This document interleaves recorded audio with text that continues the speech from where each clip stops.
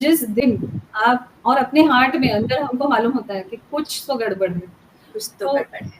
But जब वो doctor के मुंह से आप सुनते हो, जब उनके केबिन में बैठ के आपको ये बताया जाता है, आपको ऐसा लगता है कि बड़ा पहाड़ मेरे ऊपर टूट पड़ा है, टूट गया है। यस। और मेरी दुनिया अभी पूरी चकनाचूर हो गई है और मेरी लाइफ अभी खत्म हो गई, मेरी लाइफ में कुछ बचा ही नहीं। फॉर्च्यून रिवर्सल की तरह। yes. so you are so shocked, you are, यानी पहले तो मुझे लगता है कि पेरेंट्स, इंक्लूडिंग मैं, मेरी स्टोरी बता रही हूँ कि मैं तो शॉक डिनायल वाली स्टेज में ऑल्टरनेटली जाती थी, तो मैं उसमें के आगे वाली स्टेज में जा ही नहीं रही थी, एक्सेप्टेंस वाली स्टेज में। तो एक टाइम आता है जब आपको निकलना पड़ता है वो शॉक और वो डिनायल से।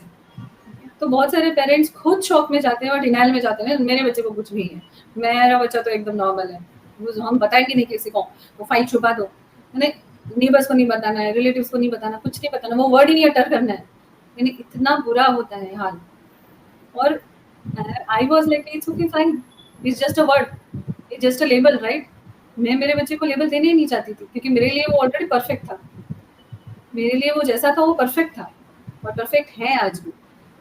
तो बहुत बुरा हाल होता है पेरेंट्स का जब डायग्नोसिस होता है। I know, I have full empathy with all the parents, not only with parents who have autistic children, but parents whose child is suffering in any way.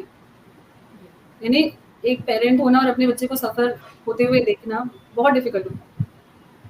तो उसमें आपको अपनी जो भी, जहाँ से भी स्ट्रेंथ डिराइव कर सकते हो, आपको करनी है।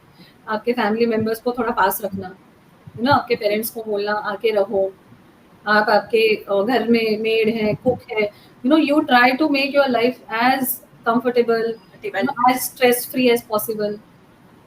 टाइम टू टाइम ब्रेक्स लेनी चाहिए ताकि आप खुद ठीक रहो। अगर मदर और फादर दोनों ठीक रहते हैं मेंटली, तभी बच्चा इम्प्रूव करेगा, बच्चा ठीक रह सकता है। सो अगर आपको ये अभी पता चला है कि आपके बच्चे को ऑटिज्म है, तो उस पे ना वर्क करना स्टार्ट कर देना, वो डिले मत करना, जितना जल्दी हो सके उसको थेरेपी देना, जितना जल्दी हो सके उसके आजू बाजू ऐसे लोग रखना कि जो उसके साथ बहुत बात करे, जो बहुत इंटरेक्ट करे। और सबसे बड़ी बात कि आपका मूड और आपका emotional state is going to reflect on the child's emotional state. So पहले आप ठीक रहना, आप खुश रहना, बच्चे के आजू बाजू ऐसा कोई मातम मनाने वाला एनवायरनमेंट नहीं होना चाहिए। Try to accept, if you need therapy yourself, if you need to consult a psychologist yourself, go for it.